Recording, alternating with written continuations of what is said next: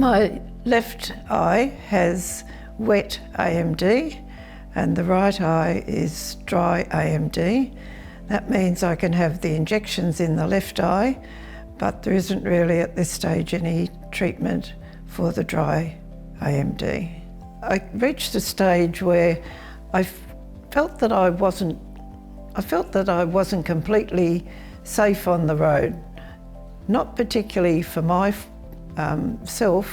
but for other people, because we live in an area where there are lots of trees, so there's lots of shady spots on the road where you're driving.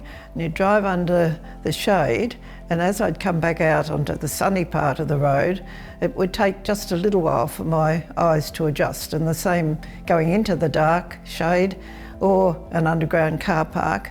And I said, well, if there's an emergency, a fire comes or someone gets hurt, in the house or a neighbour or something, I'd like to be able to drive out of the area.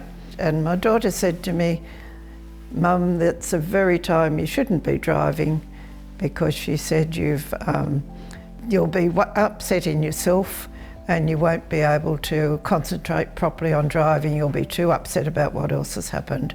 And so that's a very unsafe time to drive.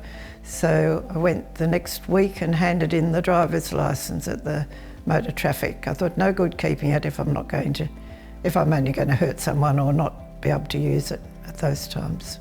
To start with, I was using community transport, which is very good. We'll pick you up and bring you home. It started off being from doctor's appointments. I think they do more than that now.